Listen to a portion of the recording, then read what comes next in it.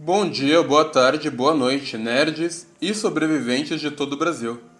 Hoje eu vou falar pra vocês dele, meu mangá, meu gibi japonês favorito e que também foi adaptado como uma série na Netflix, relativamente popular, acredito eu.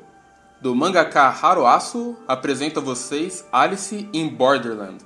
Originalmente esse vídeo aqui ia ser um geralzão sobre a obra original, que nem eu fiz com os outros vídeos aqui do canal, os vídeos de Classroom of the Elite, God of War, mas mudanças de planos. Ao invés disso, aproveitando que a terceira temporada da série tá ali na esquina, pra quem não sabe, estreia no fim de setembro, e já que o meu canal não tem muita chance de surfar algum hype, não sei se tem muito hype para essa terceira temporada, mas ok. E já que eu já pretendia falar dessa obra em algum momento, resolvi que eu vou contar a história do mangá, do começo ao fim, de forma resumida, claro, enquanto vou comparando com a série, as diferenças de um pro outro, o que eu achei melhor, o que eu achei pior, essas coisas. E também vou trazer aqui mais algumas coisas no final. Beleza? Já que ninguém faz um vídeo do meu mangá favorito, eu faço, né? Enfim, sem mais delongas, vamos nessa. A história já começa como? Com um daqueles pensamentos filosóficos sobre a vida, o universo e tudo mais. E esse é o principal tipo de tema abordado pelo mangá inteiro.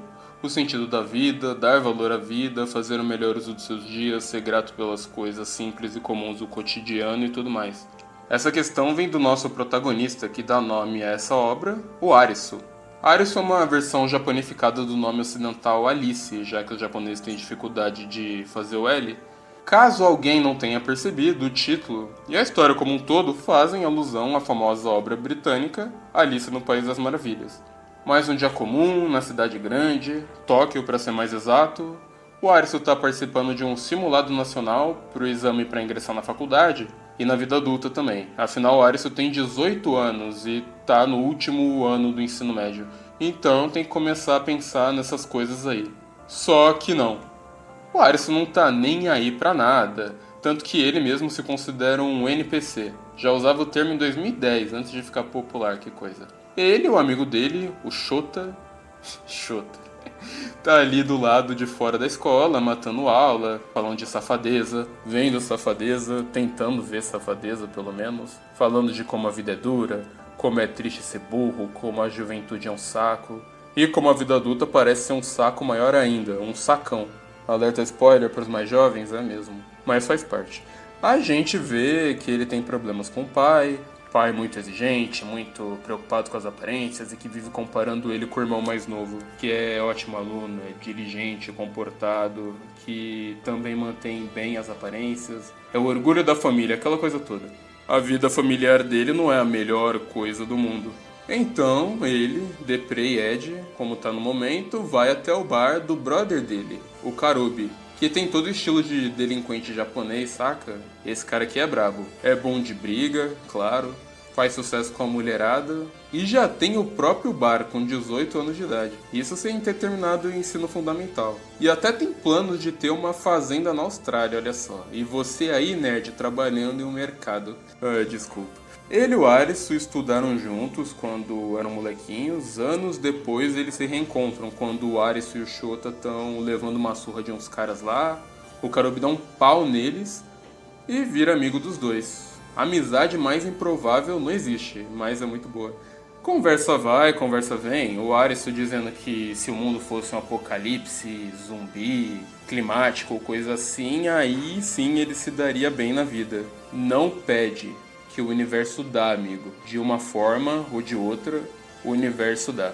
Se bem que eu entendo, às vezes penso a mesma coisa, quem nunca. E aqui já vão algumas diferenças notáveis pra série. O Arisu da série é mais velho, cerca de 3 ou 4 anos mais velho. E os amigos também, têm a mesma idade dele. O Shota não é um vagabundo, ele trabalha, ele tem uma mãe fanática religiosa. Ele é religioso também, mas não é fanático e perdido e um parasita que nem a mãe. E o Karubi não é dono do bar, mas empregado do bar, que chifra o chefe e bate no chefe porque chifrou o chefe. E é demitido depois, lógico. Se no mangá o Arisu é só um estudante perdido no fim da adolescência, na série ele é um adulto vagabundo mesmo. E ele fica ou de vagabundagem com os amigos ou no videogame o dia todo, porque sim, acho que no mangá, fora eles consideram um NPC, ele nunca nem fala de videogame. Tem mais diferenças desse ar isso aqui, que em outro momento a gente fala. Nas duas versões, o trio vai esquecer dos problemas no bairro de Shibuya. Quer dizer, no mangá o Karubi vai só de companhia porque ele não é demitido do bar, já que ele é o dono do bar, né? Mas enfim, no mangá eles vão lá a pé durante a madrugada até a estação de trem, sem praticamente ninguém ali, tentar a sorte, ou o azar no caso deles, com a mulherada. Na série eles vão em plena luz do dia, com um monte de gente circulando, fazem uma algazarra só de zoas, aí fogem da polícia. Não me pareceu que a polícia estava atrás deles, mas tudo bem. Enfim, nas duas versões temos eles, os benditos fogos de artifício. No mangá só tem eles ali para testemunhar, né? Tá no meio da madrugada. Na série, não. Porém, no mangá eles veem um último fogo de artifício, um fogão. E aí, amigo, é por isso que a gente fala, não pede. Não pede que o universo dá.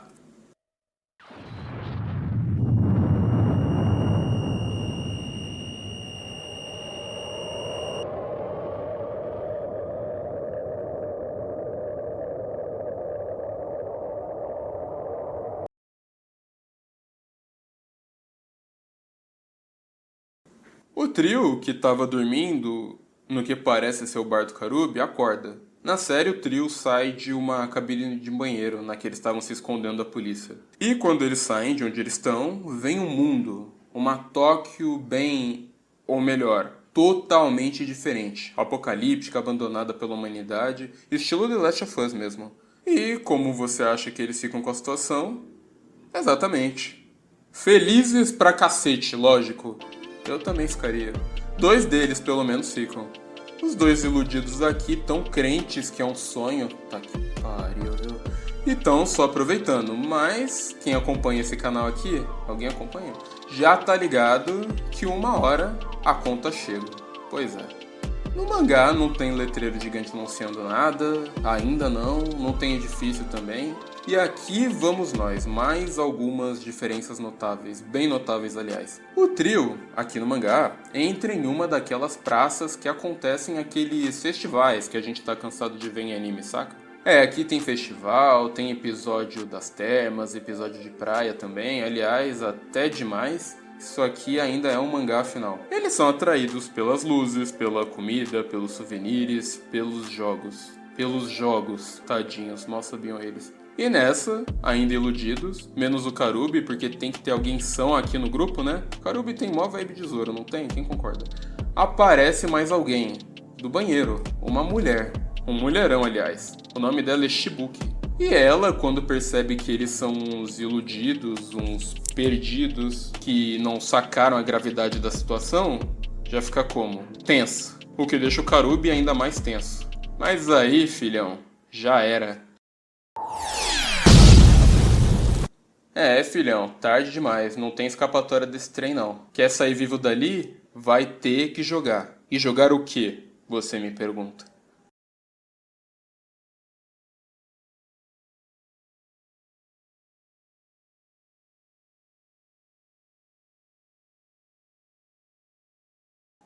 Bom, essa era a baita diferença entre a série e o mangá que eu tava falando. Na série, eles entram num edifício todo luminoso e jogam um jogo que não tem nada a ver com esse primeiro jogo aqui, então a gente fala dele em outro momento.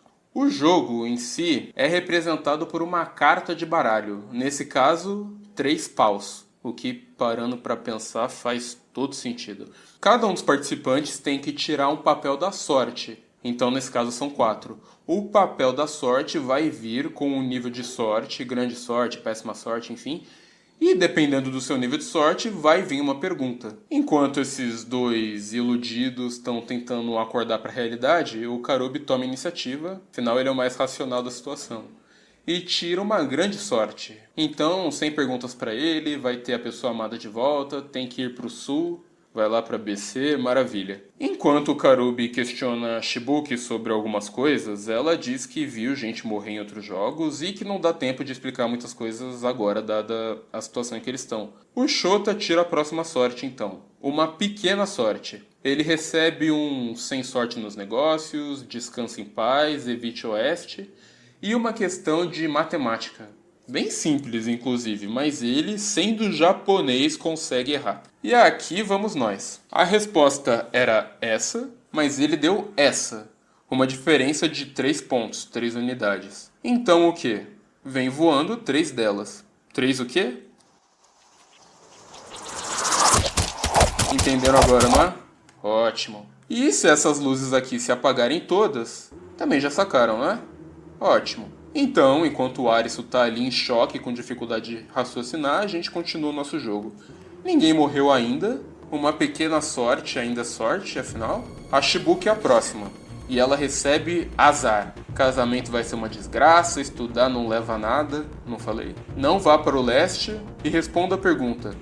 Quantos litros de sangue uma vaca precisa para produzir 1 litro de leite? Bé, resposta errada. 450, menos 30. Essa conta vocês conseguem fazer, né? O grupo tá salvo. O Shota é atingido, mas tá salvo. Ainda bem que o Zoro, quer dizer, o Karubi é foda. Imediato, não é não? Bom, agora é a vez do Arisu. Terrível azar. Maravilha. Qual o número total da população do planeta Terra? Mas relaxa que pode arredondar a resposta para casa de 1 milhão de pontos mais próxima. Ou seja, se ele errar por 2 milhões, fodeu, né? É o que você deve estar pensando. Mas não, o Karubi é foda e gente foda reconhece gente foda. E ele sabe que o Arisu é foda, desde criança. Lembrando de uma briga que eles tiveram contra um moleque grandão quando eram crianças, e o Arisu percebeu, mesmo no momento tenso, que o moleque tinha uma verruga peluda escondida no pescoço. Então ele espalhou isso para a escola inteira e o moleque sucumbiu e desistiu de mexer com eles. Tava sofrendo bullying à beça. É isso, seu personagem se chama Arisu e ele tem uma inteligência nata, eu acho. Não é a inteligência mais nata, mas é nata, né? Mesmo no desespero da morte, o Arisu consegue raciocinar e responder. Ele acerta? Claro que não. Erra por 100 milhões. Aí já viu, né? O Arisu, porém, se liga que a pergunta não foi feita para ser respondida corretamente, afinal é impossível mesmo. Lembra que além da pergunta, as cartas da sorte tinham outras informações? Dentre elas havia evite o leste, evite o oeste. As flechas do Shota vieram do oeste, e as da Shibuki vieram do leste. E o Arisu lembra que a carta do Karubi recomendava ir para onde? Pro sul, moleque. E indo pro sul, eles encontram um poço. Mas eles encontram uma escotilha, escondida, claro. Acham na cagada, mas acham. Porque aqui, nesse mundo, a trollagem não tem limites. Vão se acostumando. E jogo completo. Na série é um jogo totalmente diferente, como eu disse, quem assistiu tá ligado. Acontece em um prédio, dentro de umas salas, para ser mais exato, de um andar específico, que dentro de um tempo X, os participantes têm que escolher entrar em uma das 2 portas. Se escolher a porta errada, acontece isso aqui. E se demorar muito para escolher, acontece isso aqui. Além dos 3 e da Shibuki, tem mais uma participante, uma bucha, para mostrar que esse mundo aqui tem coragem, mata mesmo. O audiovisual tem que impressionar, tem que chocar, vocês estão ligados. E a solução desse jogo aqui, nossa senhora, específica pra cacete. Não sei porque trocaram o jogo, o original é bem mais legal. Parece que esse original vai aparecer na 3ª temporada, mas enfim. E esse daqui não era pra ser nem 3 nem paus. Mais tarde vocês vão entender o porquê. Bom, o nosso time tá salvo. Não graças a esse cara aqui, mas tá salvo. Os personagens recebem, então, uma carta de baralho, 3 paus, ó, malícia, e um certificado de um visto de imigração. E ainda vamos entender o que isso quer dizer. Agora, com a situação acalmada e com a adrenalina baixando, a Shibuki dá o papo, pelo menos do que ela sabe. Ou do que ela acha que sabe. Aquele mundo é chamado por quem tá ali de Borderland. Tem várias outras pessoas como eles, outros jogadores, que também viram os fogos de artifício. Os jogos acontecem depois que o sol se põe, e as arenas são localizadas pela iluminação, pois elas são os únicos edifícios dessa toca abandonada que ainda tem saneamento, energia elétrica, gás.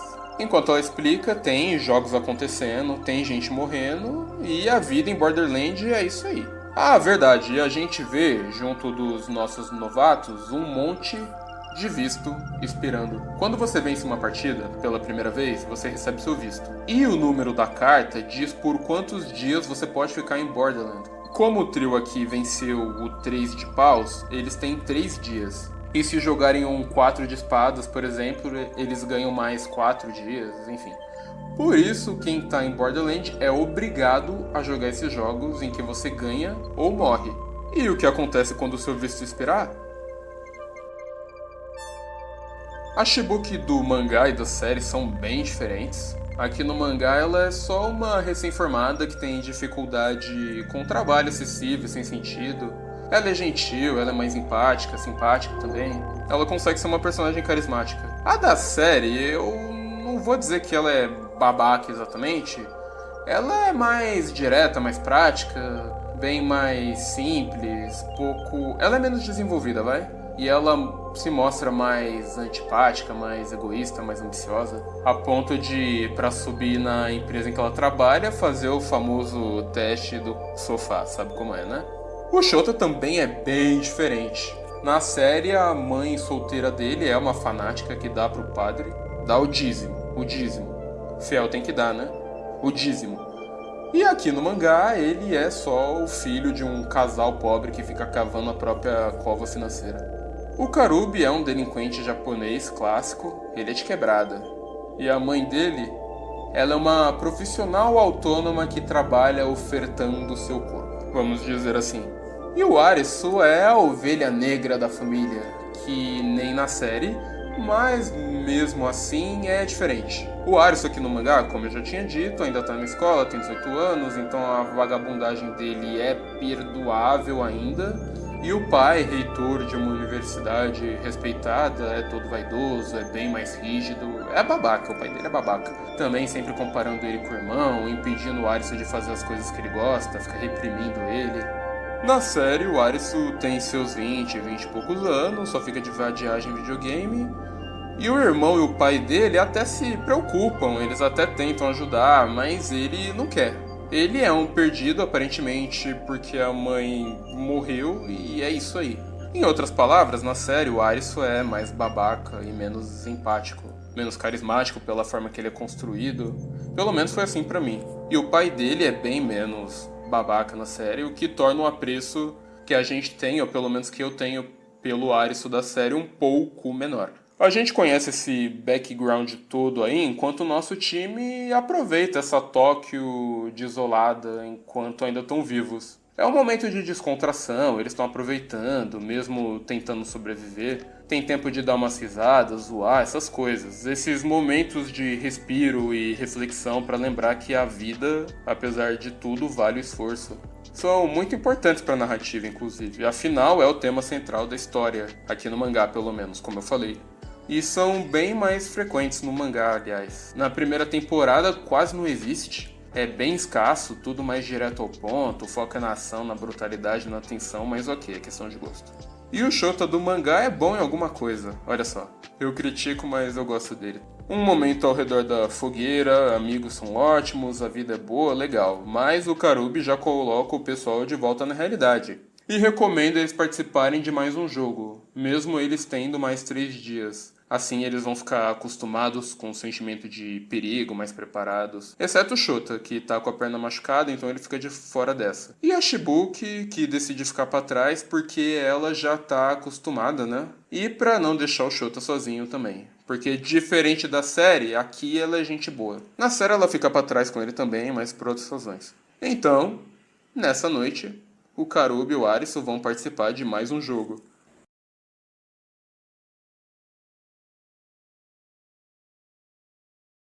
O 3 de paus foi só um aquecimento, literalmente. Aqui que a brincadeira vai começar pra valer. O número de participantes dessa vez é bem grande, 11 no total, ou 12. O jogo, 5 de espadas, se chama Pega-Pega.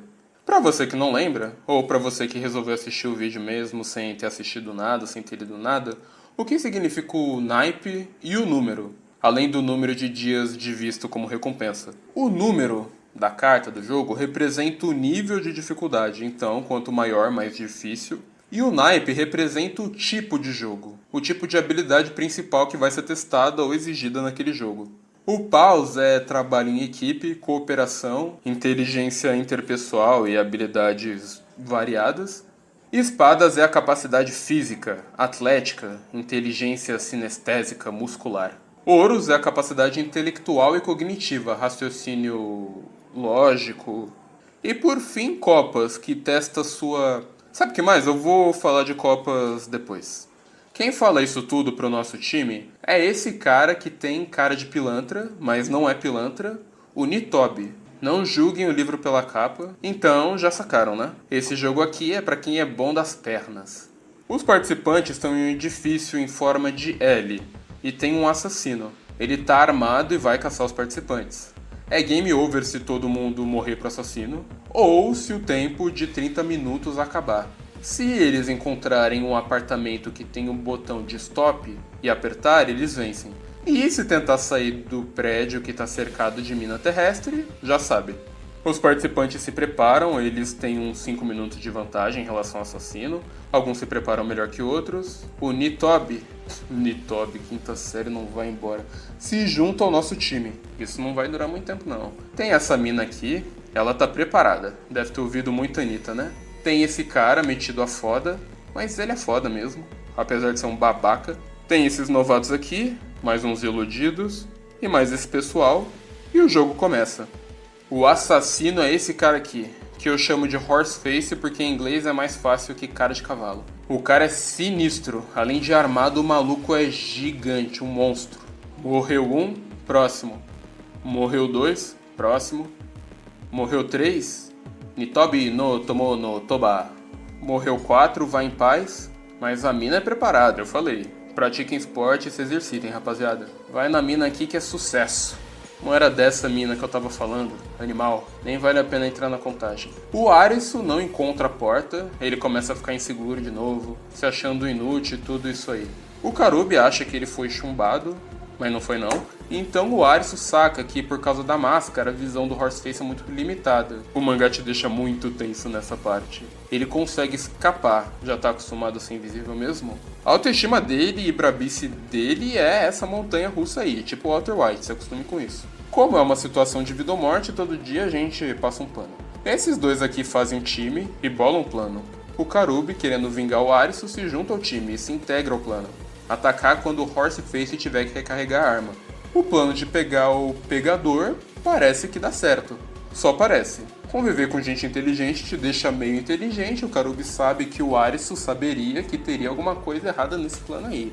Uma segunda arma, filho de uma égua. Borderland não dá brecha mesmo. Morre 5. O Calvo que conhecemos pouco, mas era gente boa, se vai. Morre 6. O negão que tinha pinta de fodão, se vai também. O Arisu então coloca o cérebro para funcionar e saca onde deve estar a sala. Genial, mas comemorar em voz alta não é tão genial assim. O Horseface percebe que ele percebe e vai atrás, mas o Karubi dá uma força. E esse cara aqui dá uma força. E o Arisu encontra a sala. 2 armas, 2 botões. Borderland é a terra da trollagem, mano. Brasil de 2500. Vai tomar no... Ainda bem que nessa partida tem uma mina preparada, graças a Deus. Nunca mais falo mal das fãs da Anitta de novo. E faltando 1 segundo... Vitória dos jogadores. E o Horseface vai de Vasco. O Arisu começa a se sentir culpado, já que foi ele que apertou o botão, mas a garota preparada conforta ele e diz... Nada a ver isso aí, mano, relaxa. Aliás, é o Zag o nome dela. Se lembrem da nossa menina alpinista, que ela vai ser muito importante. O Karubi e o cara metido a protagonista conversam. O nome dele é Shishia, ou Shishia. Eu chamo de Shishia. Outro personagem que você vai ter que lembrar. Ele dá umas pistas sobre o que é Borderland, como se ele soubesse, e de como ele vai ser o cara que vai voltar pro mundo real porque é o protagonista dessa história e blá blá blá. Dá umas orientações pro Karubi e vaza. Arisu chama o Zag pra se juntar ao pessoal dele, mas ela é uma Sigma e não precisa de ninguém não, obrigado. O Arisu e o Karubi se reúnem, saindo do edifício e o time se reúne. Mais uma noite sem mortes no nosso time. Por enquanto. Aqui na série o jogo é o mesmo, mas tem suas diferenças. Para começar, tem explosivos debaixo do prédio, que vão explodir se o tempo acabar, sem os jogadores vencerem, sem os assassinos vencerem. Afinal, os assassinos estão jogando um jogo diferente do deles, que é matar todo mundo dentro desse período de tempo. Por isso, inclusive, que eles usam uma máscara, para ficar mais justo para os jogadores. Ok, ponto pra série por deixar essa questão mais clara. Espera aí, assassinos no plural? Exato. Na série, a pegadinha do malandro não é que tem 2 armas, mas sim 2 assassinos, com um segundo esperando, camperando na sala em que eles precisam encontrar o tal botão, tornando o jogo ainda mais difícil, até injusto. Na série vencem esse daqui na cagada. Ah, mas a segunda assassina era uma senhora cabisbaixa. Ah, não importa, ela tinha uma metralhadora também. E tem também, ao invés do careca e do negão, os participantes são esses 2 caras aqui, que são personagens que existem no mangá, mas a gente só vai ver no futuro, em breve. Mas na série eles já aparecem e são eles que bolam um plano para matar o assassino. O principal assassino nesse caso.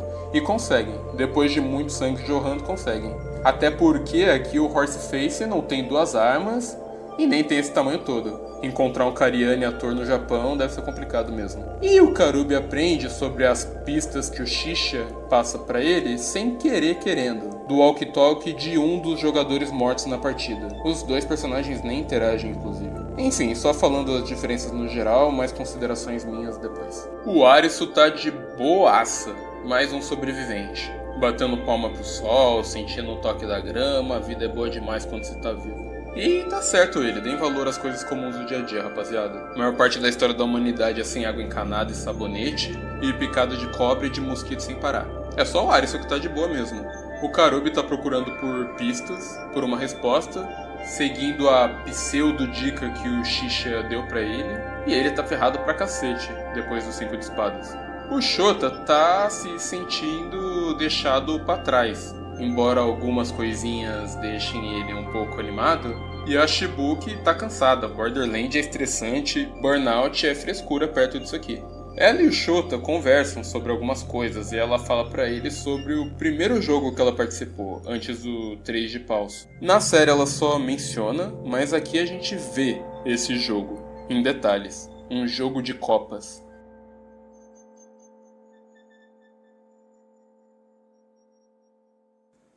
A Shibuki estava formando o time com mais 2 caras, o que não fazia muita diferença porque esse jogo se jogava separado. Ele acontece em um trem, cada um dos 3 em um trem na verdade. A primeira vez da Shibuki ela é tensa, lógico, mas como os 2 eram experientes, explicaram por cima para ela antes, ela já estava um pouco mais preparada. O que não ajuda muito, mas ajuda.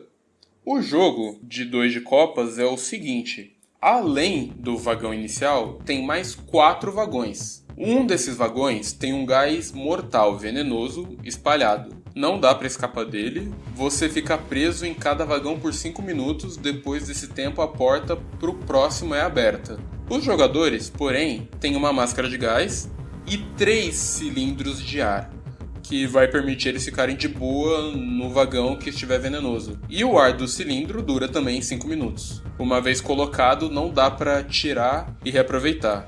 Eles pensam em tudo, claro. O vagão que tiver o veneno vai ter ele dissipado aos poucos, mas vai demorar justamente 5 minutos, depois de alguém entrar nele, óbvio. Cada vagão tem uma planta em um vaso e o vagão venenoso vai ter a sua planta mortinha da Silva. 3 cilindros de oxigênio, 4 vagões, um deles com veneno. Entenderam, né? Vai ter que arriscar sem a máscara em um dos vagões, não tem jeito. O naipe de copas é isso, ele testa o seu psicológico, o seu emocional, sua inteligência intrapessoal e também as suas relações com outras pessoas, no que diz respeito a esses aspectos. Considerado o pior tipo de jogo. Vagão 1, nada. Vagão 2, nada. Agora é meio a meio. A Shibuki já tá com o psicológico destruído e entra no terceiro vagão, pronta pra morrer, dane-se. Mas, como dizem, quem dá o U dá sorte. E esse vagão não tinha o maldito gás. Ela consegue vencer. Agora, os outros dois vão morrer de fome, ou com o visto expirando, ou vão ter que entrar no vagão com veneno. Já era. Maluco, esse jogo aqui é tenso. Mas ele é basicamente um teste de coragem, se você parar pra pensar. As chances de você viver são 75% no começo. E nos outros jogos, as chances, dá pra concordar, é bem mais baixa do que isso. Quem não tem coragem nem se arrisca em Borderlands, cedo ou tarde morre. É assim que é. Pra Shibuki, porém, esses 2 jogos que ela participou já bastaram. O psicológico dela tá no limite, e já que ela vai morrer mesmo, e ela e o Shota não são brabos que nem o Aris e o Karubi, então, né? Por que não, né? Vocês estão ligados, que eu tô ligado. Na série isso acontece também, mas é enquanto o Aris e o Karubi estão ali se lascando. E a Shibuki, sendo a personagem diferente que ela é na série, dorme com ele porque... Ah, mano, nem eu sei por quê. Porque eles são parecidos, são pessoas traídas, fracas, com pouca fé na humanidade. Eles vão ser usados pelos fortes se não ficarem juntos. E o Karubi e o Aris são fortes. É isso aí, enquanto o Shota fica, oh meu Deus, enfim. No mangá ele só vai pra cima, aqui tem coragem, é dentro. O Karubi acha alguma coisa sobre um lugar chamado Praia. Uma esperança vã, mas é melhor que nada. E o Arisu ainda tá de boaça. Uma pena que os membros do time ficaram em vibes, em frequências totalmente diferentes. E mais pena ainda que o próximo jogo ia ser um set de copas. Antes do jogo, o que antes era um grupo unido, se divide. Acontece em todo grupo, surge um casal ali dentro e começa a dar ruim. Eles se sentem excluídos e menosprezados por não serem brabos que nem esses brabos aqui, e acham que vão ser deixados pra trás. O Shota até levanta a voz pro Karubi ainda por cima. Rapaz, tem coragem mesmo. O Karubi já tá ligado nesses dois aqui, porque ele é safo, né? O Karubi treta com o Arisu também, rapidão. Mas treta é treta. Tem teta, tem treta. É no fim daquele dia que eles entram em uma arena. A única que eles encontraram. Quase como se tivesse sido feita para eles. E aqui vamos nós. O jogo é em um jardim botânico. Tem um limite bem curto de tempo. 10 minutos. Não tem limite de participantes e tem várias armas brancas à disposição. Tem uma ferramenta crucial nesse jogo aqui, que são esses sensores oculares, que detectam o movimento dos outros jogadores e são ligados a esses colares aqui. Lembram do Horseface?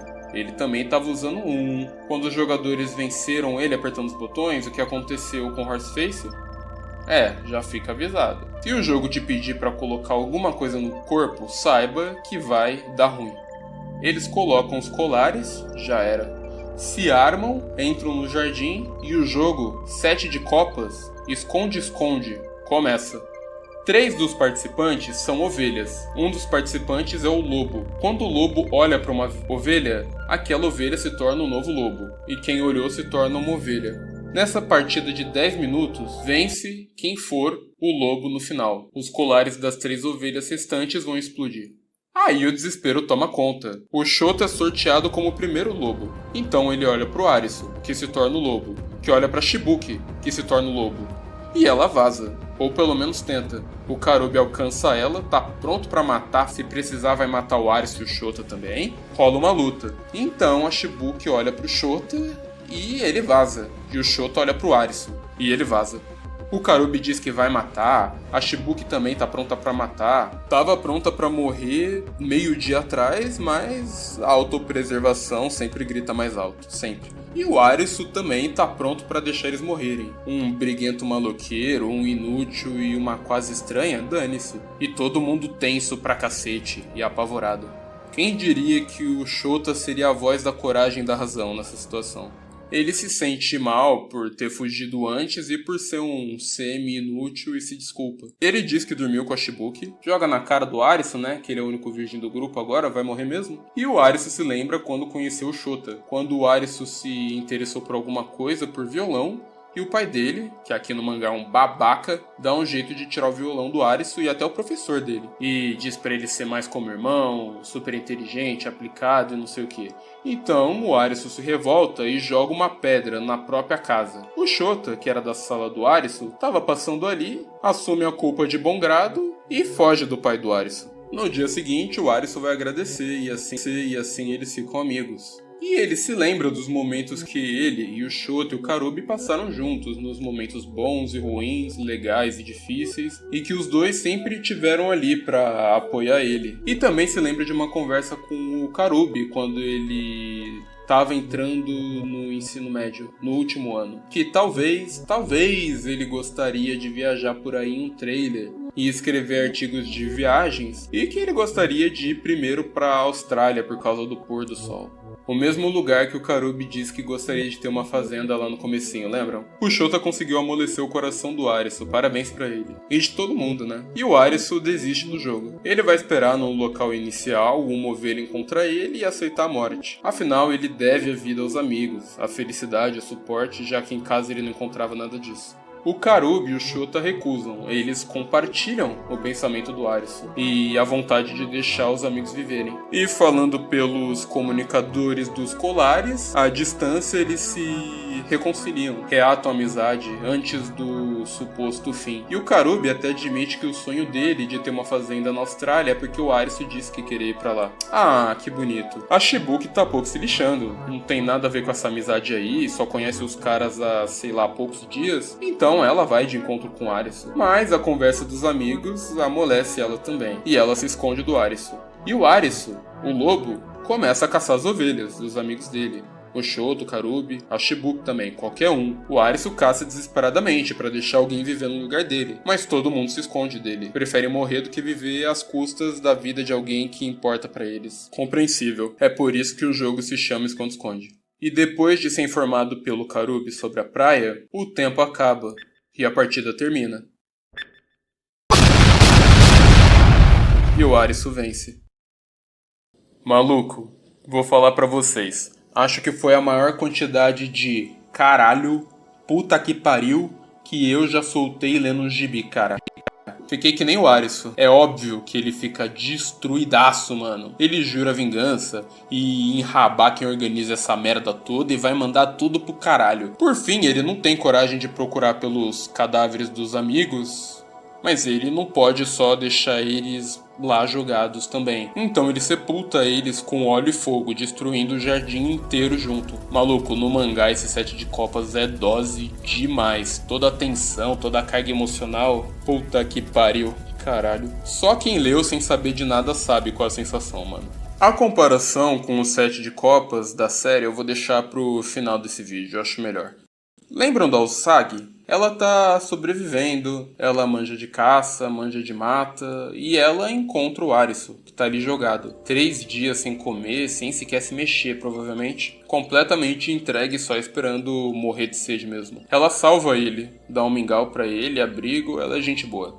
A gente tem um flashback contando a história dela. Na série acontece já no episódio 2, eu acho, antes dos 5 de espadas, e mostra a relação dela com o pai e com o alpinismo. Aqui a gente vê um pouco mais, desde criança, como ela era uma menina muito livre, muito espontânea, muito aberta e honesta consigo mesma e com o mundo ao redor dela também, que nunca tentava agradar os outros por agradar ou para se encaixar. E justamente por isso ela não se encaixava em nenhum grupinho, em nenhum lugar. Ela era diferentona. No ensino médio, a mesma coisa. Ela encontra conforto desse mundo que rejeita ela como ela é, que sufoca ela nas montanhas, na floresta, praticando alpinismo junto do pai, que se parece com ela no que diz respeito à personalidade e visão de mundo, e praticamente é a única pessoa que ela tem na vida. Ou melhor, tinha. O pai dela, que era um alpinista até famoso, que escalava uma montanha mais difícil que a outra, batendo recorde atrás de recorde, foi acusado de ter mentido sobre vários dos feitos dele. De ter usado oxigênio quando disse que não tinha usado, de ter feito uma trilha mais complicada quando na verdade fez uma mais simples, esse tipo de coisa. São suspeitas, nada é provado, mas ele é rechaçado pelas pessoas comuns, pela mídia, pela comunidade de alpinistas mesmo assim. E comete suicídio, deixando a Ozagi completamente abandonada, pouco antes dela parar em Borderland. Mostra também quando ela salva o Arisu. Ela quase abandona ele, quase, mas o Arisu fala com ela. Na verdade desabafa, desmorona, se sentindo horrível pelo que deixou acontecer com os amigos, pela culpa e se sentindo pior ainda por ainda não querer morrer pra se redimir. A vontade de ficar vivo, de continuar, sempre fala mais alto no final. Ela se identifica e se conecta com ele ali e decide ficar do lado dele. O Arisu, recuperado o suficiente pelo menos, e de novo tendo alguma vontade de viver, decide que vai encontrar as respostas. O que é Borderland, de quem ele tem que se vingar pela morte dos seus amigos e por quê. E o que é essa praia que o Karubi disse pra ele procurar antes de morrer. E a gente tem um vislumbre do que essa praia é. Ainda tendo dias nos vistos, a gente vê que o Ozagi já venceu 4 jogos. O Arisu vai procurando por informações para encontrar a tal praia de jogadores antes deles entrarem na arena e tal. E durante o dia, o Ozagi vai ensinando coisas para eles sobre caça, sobre sobrevivencialismo no geral. E eles vão formando um laço de amizade e confiança ali. Ficam bem próximos, até dormem na mesma cama. Tá muito íntimo, casal certo, claro. Porque morrer virgem quando o Shota conseguiu perder o cabaço ia ser paia, né, velho? E procurando pela praia, o Arisu muda de tática. Ele reconhece uns padrões de alguns participantes que usam braceletes, agem em grupos. Então ele usa as técnicas de caça que o Ozagi ensinou pra ele, mostrando que ele é inteligente, sagaz, observador, aprende rápido. O Arisu é brabo, apesar de tudo, não se esqueçam, ele é brabo. Se bem que um resort chamado Praia, que fica na beira de uma praia, não sei se era tão difícil assim de encontrar. Mas não sei o tamanho de Tóquio também, então vou passar pano. Dia vai, dia vem, o visto tá chegando perto da validade, mas o Arisu é esperto. E ele e o Ozagi finalmente localizam a tal da praia, que eles iam preferir não ter localizado. A tal da praia é um resort, onde o pessoal tá tudo numa boa, tão de férias. Nem parece que tem que encarar a morte quase certa a cada 2 dias. O pessoal percebe essas duas caras novas, chama uma atençãozinha ali e acha que eles encontraram a praia na cagada.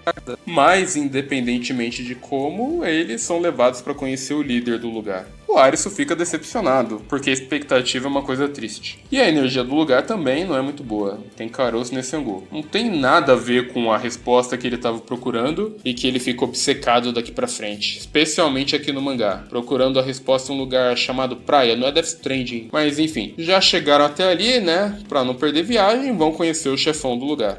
Esse cara aqui é o Chapeleiro, referência mais clara que essa não tem. Ele é biruta das ideias, que nem o Chapeleiro do País das Maravilhas mesmo. Recebe o Arisu e o Ozagi, e a gente vê que ele é um líder um tanto autoritário, mas ele diz que tem a resposta. E quando alguém fala da resposta, a barraca do Arisu até arma. Aqui ele é assim. A gente vê que o resort é todo preparado, tem água encanada, suprimento peça, eletricidade, remédio, quarto para todo mundo. E além dessa comodidade toda, tem a tal da resposta. E qual é a resposta? É, supostamente, aquilo que quem leu já podia imaginar, que o próprio Arisu já imaginava. Reunir todas as cartas de baralho. Então, uma pessoa vai poder voltar pro mundo real. Ou pelo menos é o que o Chapeleiro diz. Todo mundo ali da praia, que tem dezenas de pessoas, tá posicionado em um ranking. E quem tá mais alto, no caso o líder, o Chapeleiro, vai primeiro. Então vai o número 2, o número 3 e assim por diante. Além disso, tem 3 regras ali na praia. A primeira é, só pode roupa de banho, porque todo mundo ali tem que estar numa nice. A segunda é que as cartas pertencem à praia. E a terceira é, se tentar abandonar a praia, vai pra vala. E praticamente todo mundo ali é basicamente um iludido, por causa do conforto, do carisma do Chapeleiro também. É um esquema de pirâmide e uma seita disfarçada de utopia. É isso. Expectativa destruída de novo. Coitado do Arisu.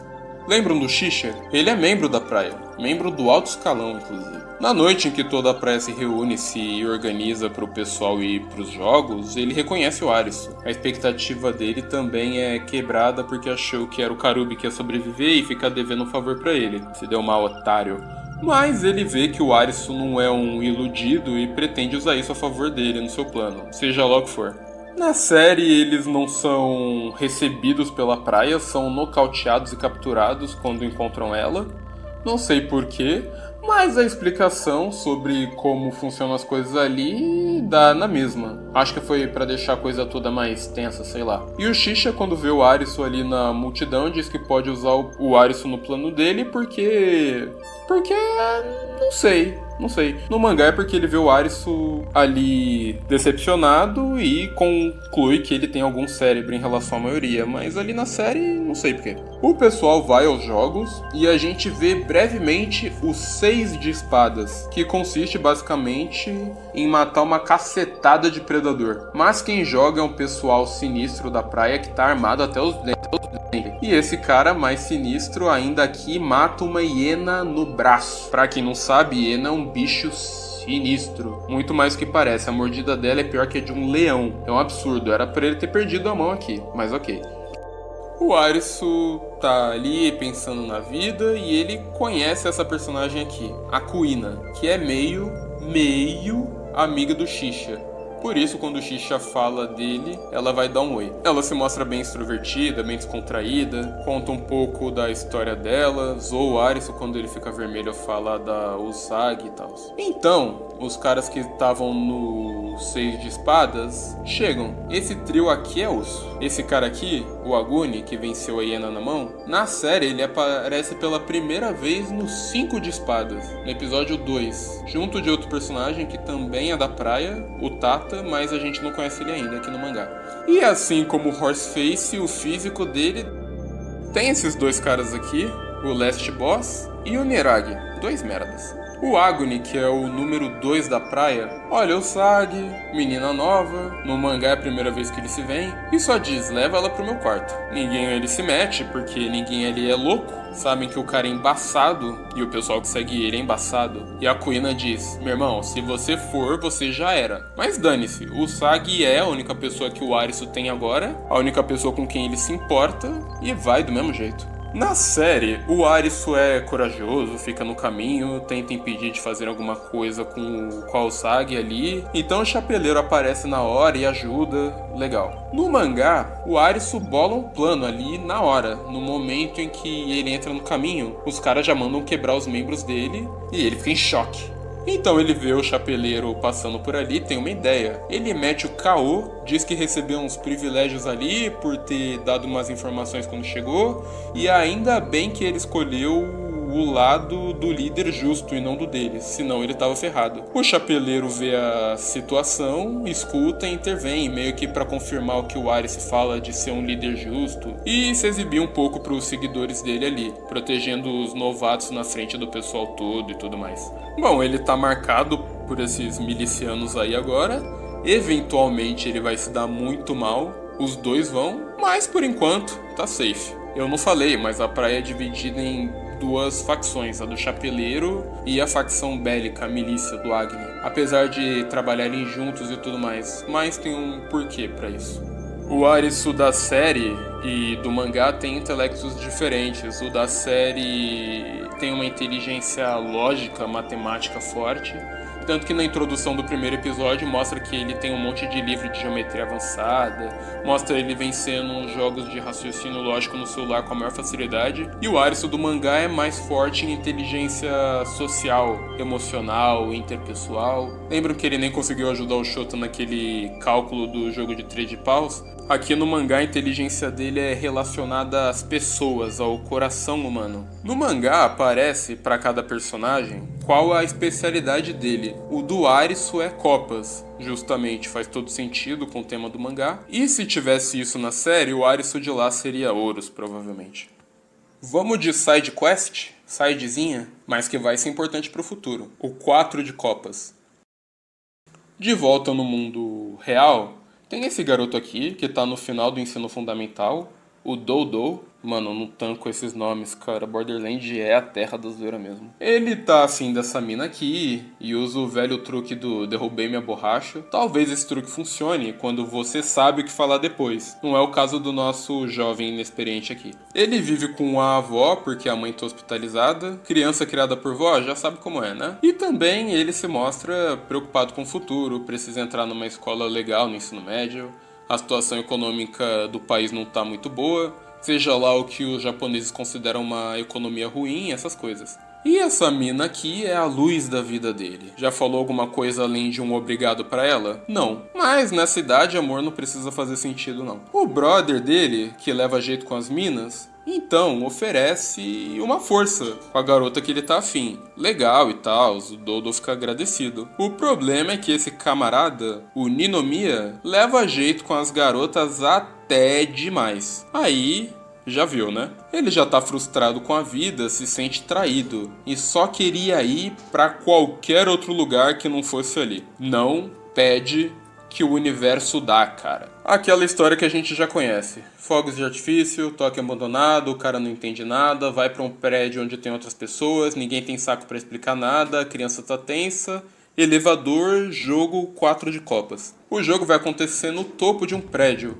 Mais especificamente naqueles elevadores externos que usam pra limpar as janelas, manja? Mano, quando o cara diz que se ele não vencer ele vai morrer, aparece esse quadrinho aqui. É muito idiota, mas eu ri.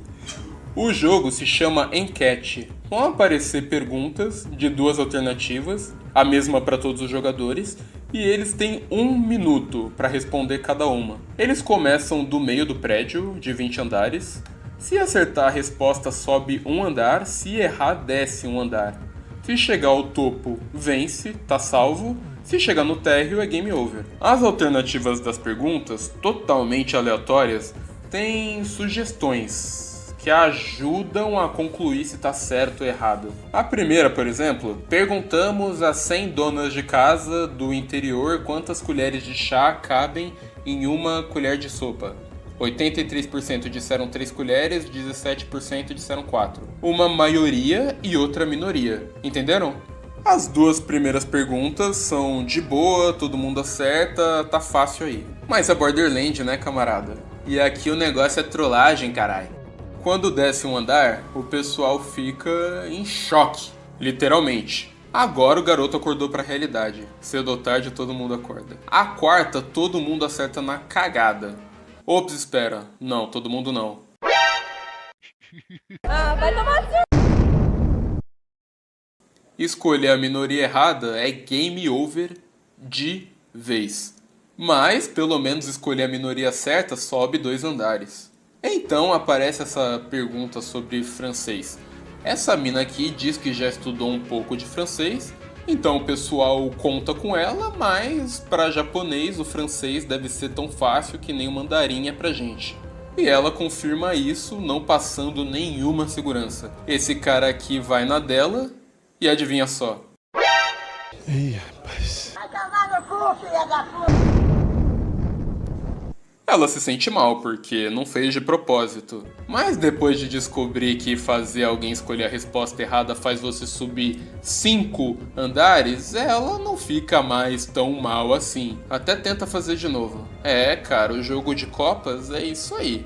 O Dodô se lembra do passado, que a mãe dele tá internada e ficou mal da cabeça porque o pai dele traía ela e era viciado em tigrinho e fez a mulher ficar atolada em dívida para acertar um pouco as contas e ela pirou de vez por causa disso tudo e ele abandona ela e a criança. E também tem o lance recente com o amigo dele, a mina que ele gosta. Então o Dodô não tem uma boa experiência com todo esse negócio de confiar em gente, não. Aparece uma pergunta difícil pra cacete, mega especializada, mas que o Dodô sabe a resposta. Sabe a resposta por causa da doença da mãe dele. Até chora lembrando da situação. Então dá essa dica pros outros 2 que sobraram. A mina pilantra aqui fica com o coração mole e vai na dele. Quando se olha pro abismo, ele te olha de volta. É, não dá mais pra chamar essa mina de pilantra, não. O pilantra agora é outro. Chamar ele de filho da... É errado nesse contexto? Não sei. Agora ele tá dark. Mas não dura muito, e ele logo se arrepende. A próxima pergunta é um trend do Twitter. Dessa vez ele dá a resposta certa pro pessoal, e sendo um jovem do fundamental, dessa vez ele tem credibilidade pra falar. Mas confiança é que nem uma taça, amigo. E essa mina aqui prefere morrer do que confiar nele de novo.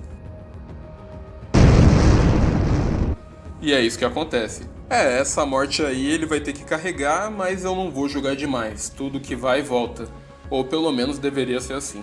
O moleque tá mal, claro, sem norte. E aparece uma pergunta específica sobre a empresa do prédio em que eles estão. O cara que ficou quieto o tempo todo sabe a resposta porque viu no resumo da empresa que estava na entrada. Ufa, que sorte! Ele dá a resposta, mas depois de tudo que aconteceu ali, o moleque tá desconfiado, claro. Quem não ficaria, né, cara? Mas ele lembra que o amigo que ficou com a mina que não era dele, nunca foi, se sentiu mal pelo que aconteceu. Se sentiu mal, mas tava ali, né? Mas tudo bem.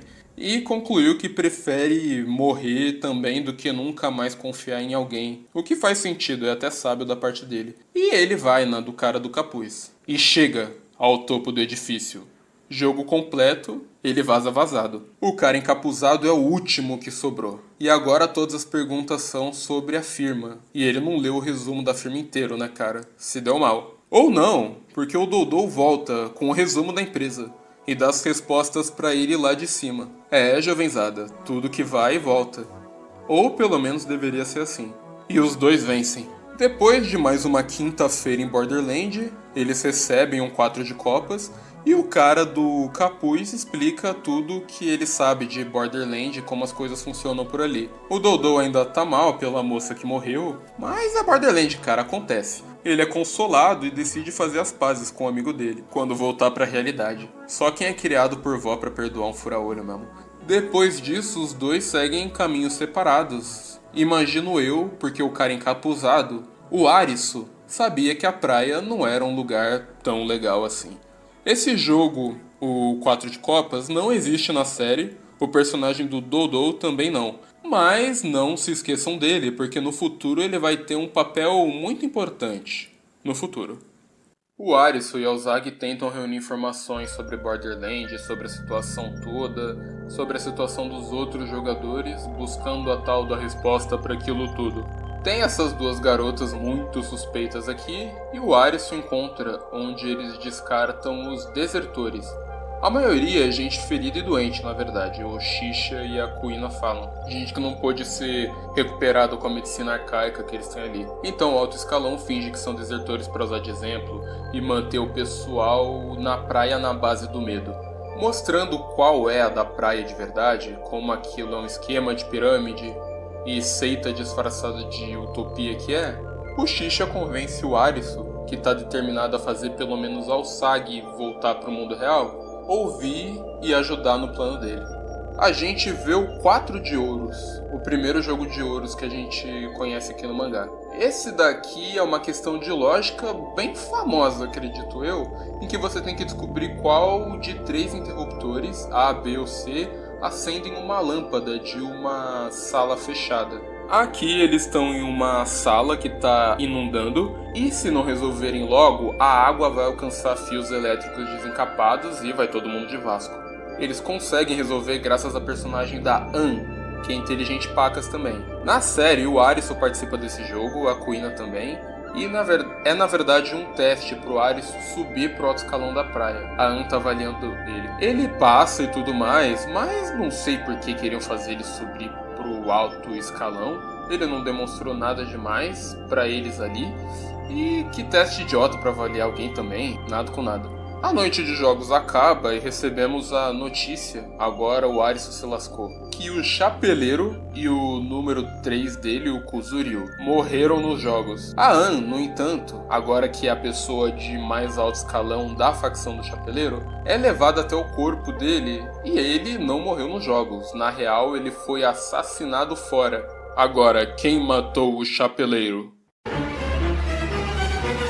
Bom, O que importa agora é que o Agni e os dele que mandam nessa merda. Essas são as regras. Na série fica como se ele estivesse tomando poder à força, obrigando o pessoal de alto escalão a votar nele pra ficar no comando um por um. O Arisu, que entra no alto escalão na série, também é obrigado e tudo mais. E essa, nossa, mano, é uma cena enrolada pra cacete. Aqui no mangá não tem nada disso, já tava tudo combinado. Se o número 1 morre, o número 2 manda e assim por diante. Nisso, o Shisha, que é do alto escalão da praia, coloca o plano dele em ação, com a ajuda da Kuina, do Arisu e da Usagi. Roubar todas as cartas de baralho e vazar. As cartas ficam escondidas em um cofre e só o número 1 sabe a senha, que fica em uma carta lacrada. Como o chapeleiro morreu, o Agni vê a senha, devolve a carta e ela é lacrada de novo, com o resto do alto escalão testemunhando e assinando. Enquanto o Shisha distrai, maldito, o pessoal ali, o Arisu entra no quarto do chapeleiro,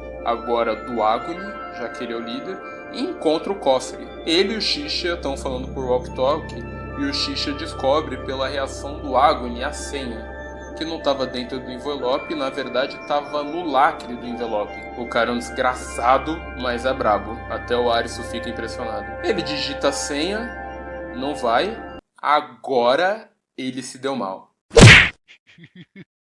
Falei que esse cara é um desgraçado. Pegam ele, óbvio. O pessoal já tendo rixa com ele não perdoam. E o Niragi, que tinha levado pro pessoal da última vez, sádico como é, ele descobre que o visto do Arisu só tem mais um dia. E eles deixam o Arisu amordaçado com a boca e os olhos tampados, só esperando o visto expirar e o laser vir do céu. A Usagi procura por ele, mas o pessoal pega ela, assumindo que o Arisu tem um cúmplice e que se tiver mesmo com certeza ela vai se fuder também, literalmente. O desgraçado número 1 encontra o cofre verdadeiro, ele já estava ligado que aquele que o Arisu tentou abrir era só uma distração e vaza vazando com as cartas. Obrigado por reunir tantas cartas pra mim, seus escravinhos até nunca mais. Não é o filho da puta número 1 babaca desse, cara? A Kuina descobre e confronta ele. Vai deixar os dois morrerem mesmo, eles eram gente boa pra caramba, você ia deixar eu morrer também se precisasse, não sei o que. Mas o Shisha é a prova de discurso no jutsu. Pra sobreviver, um ser vivo tá disposto a vender até a mãe, dane-se. Se quiser vir comigo, vem, se não, tchau. Porém, a situação não é das melhores. Se tivesse dado mais um passo, ele tava morto. Merda, foi quase. O sol já se pôs, e agora a própria praia é uma arena de jogos. A arena entra em estado de jogo. Esse cara aqui, coitado, se deu mal. Esse cara aqui, coitado, se deu muito mal. De qual deles vocês tiveram mais pena? Me fala aí. Mas pelo menos a Usagi escapou, então nem tudo são más notícias. O 10 de copas é anunciado e todo mundo se reúne no saguão. No saguão tem uma garota morta, assassinada com uma faca. Lembra das duas meninas suspeitas de antes? Eles estão no jogo Caça às Bruxas. Entre todo mundo que tá ali na praia, tem uma pessoa que assassinou a Momoka, é o nome da garota. Esse assassino é a bruxa, que pode ser homem ou mulher. Os participantes têm que descobrir quem é, entre eles ali, e levar a bruxa pra queimar na fogueira, que tá do lado de fora. 2 horas de duração, 66 participantes. A primeira suspeita é a amiga da Momoka, a Asahi. O Niragi já começa a implantar o caos ali. Então a Usagi tenta defender ela, falando que não faz sentido aquela acusação, para o pessoal usar a cabeça e tudo mais, mas o Niragi coloca mais lenha na fogueira. Lenha, fogueira, entenderam? Até acham que o que ela diz faz sentido, mas ninguém quer ser o próximo suspeito. Então usam as duas de bode expiatório e dane-se. Ante os outros do que eu, a natureza humana. Cala a boca que você não pode falar muito não, irmão.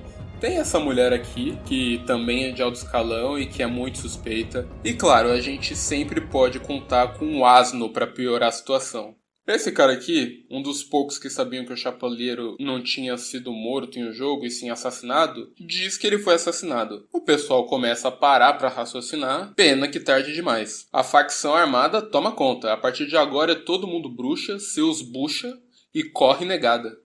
A Usagi se salva junto desses dois aqui, da Asahi e do Tata, que também sabia do assassinato do chapeleiro, apesar de ser de baixo escalão. Na série ele participou dos 5 de espadas como um novato em Borderlands, o Arisu salva ele participa do 4 de ouros também, mas no mangá aqui é a estreia dele. Enquanto o Sagi lembra que o Arisu existe, a matança tá rolando. Esses caras aqui não estão nem aí, menos esse cara que tá em conflito moral. Pena que não faz muita diferença. A Ann, que é perita forense, tá procurando um jeito racional de resolver a situação. O desgraçado tá aqui pensando na natureza humana e não sei o que, babaca. Será que o Arisu tá vivo? Ele era um cara legal pra caramba, maldito escroto. E o Sagi engana esse cara aqui. Toma! O amor deixou nossa menina motivada. É isso aí, o Sagi. Esse negócio de ser Sigma não leva ninguém a lugar nenhum, não. Tem o nosso amigo surfistinha aqui, que tá dividido, e que decide não ser um desgraçado completo como esses outros desgraçados completos aqui. E morre por isso. Morreu com dignidade. Mas morreu. Enquanto isso, o Arisu tá ali, detonadaço, esperando a morte chegar, se perguntando do que ele deveria se arrepender, e claro que os amigos vêm na memória. Ele sente que tá quase lá também, lamentando pelo que aconteceu, se desculpando por ainda estar vivo, síndrome do sobrevivente que chama, eu acho. Ele tá sendo consumido, coitado, solitário, na beira da morte. Mas ele sabe, no fundo, e lembra que os 3 foram embora minimamente felizes por pelo menos ele sobreviver. Pelo menos no mangá os 3 queriam, né? E que ele tem a obrigação de valorizar a própria vida agora, até pra eles não caírem no esquecimento. Ah, o poder da amizade. Então o Arisu decide lutar e viver um pouco mais. E o Sagi encontra ele, finalmente. De volta à realidade, que o jogo ainda tá rolando, se o jogo for zerado, o Arisu não precisa mais se preocupar com o visto. E o pessoal deixa o Arisu a par de toda a situação, faltando 42 minutos. A gente vê o passado desse cara aqui, o Last Boss. Ele fica enclausurado no quarto, preso no computador, na escuridão, maltrata a mãe que se importa com ele e tenta ajudar. Ah, dane-se esse cara, ele é um merda. A gente vê o do Niragi também, ele sofria bullying pesado, mas não justifica tentar violentar alguém 2 vezes, ou mais, sei lá. É um merda também. Não humanizou nenhum desses 2 otários pra mim. Foda-se. Também tem o Aguni, que tinha que tolerar um pai alcoólatra em casa, que espancava ele e a mãe, até os 2 saírem fora. E quando ele volta, quase adulto, um homão, pra descontar no pai, o Aguni já é um monstro, né? O pai dele já tinha morrido, de intoxicação, e o Aguni não teve em quem descontar esse ódio todo que ele acumulou durante anos, que continuava ali, pairando. O Shisha tá ali de boa, procurando uma arma pra se defender, mas dane-se você também. Não é tão ruim quanto esses outros 2, mas não é difícil também, na moral. Ficando ciente de toda a situação, o Arisu chora, triste pela natureza humana. O Arisu do mangá é sensível demais também. Mas não é uma crítica em si, na verdade é um ponto fundamental do personagem, ser sensível à dor dos outros, mas enche o saco às vezes. Ele percebe o que a gente já percebeu, que todo mundo em Borderlands é dodói da cabeça, mas quem não é hoje em dia também, né? O Arisu assim coloca a cabeça pra funcionar e tenta desvendar quem é a maldita bruxa. E ele chega à conclusão que realmente tem alguém, uma pessoa responsável pela preparação dos jogos ali no meio, para as coisas terem acontecido como aconteceram. O Niragi camperando ali perto da fogueira, babaca, é encontrado pelo Shisha, babaca, que diz que dá até nojo o quanto eles são parecidos. Pelo menos reconhece, né? Eles discutem ali pra ver quem é o mais babaca. Admito que nessa o Shisha perde. E eles se confrontam. O Niragi tem um rifle, mas se distrai quando o Shisha joga todas as cartas no ar. Ou seja, fodeu o Arisu por nada. Mais uma terça. E acerta o Niragi com um lança-chamas caseiro, em cheio. Finalmente fez uma, cacete. Não dá pra negar que o cara é brabo, realmente. Até ganhou uns pontos comigo. Pena que tinha uma piscina ali embaixo, né? Mas valeu. A Ann também, sendo perita forense, busca analisar a arma do crime. Então o merda do Last Boss aparece. Mata mais um, mas a Kuina fica no caminho pra que a Ann resolva essa treta logo de uma vez. A Kuina tenta convencer esse merda a parar de fazer merda, mas ele é um merda. Então vão pro pau. Eles estão ali se enfrentando, até a Kuina ri da cara dele, é uma piada mesmo. E temos mais um flashback. A Kuina era um cara, na verdade, filho de um professor de karatê, exigente pra cacete, e que obviamente não ia aceitar um menino que não agia como menino e nem gostava de ser menino. Mas tem o apoio da mãe, pelo menos. A Kuina, que ainda não era sai de casa e vai levar a vida do jeito que acha melhor. Anos depois, ela e a mãe se reencontram, a mãe tá divorciada, hospitalizada, e a Kuina toma conta dela. Ela joga na cara do Last Boss que ele é um merda, obrigado, e dá um arregaço nele. A dureza do pai serviu de algo no final, apesar de tudo, que bom. Tanto o Arisu quanto a Anja têm a resposta de quem é a bruxa e vão resolver a situação, já que o Xixa, apesar de inteligente pacas também, não tá nem tentando. Pena que tem essa montanha aqui no caminho. Aí ferrou, de novo. Fudeu de vez!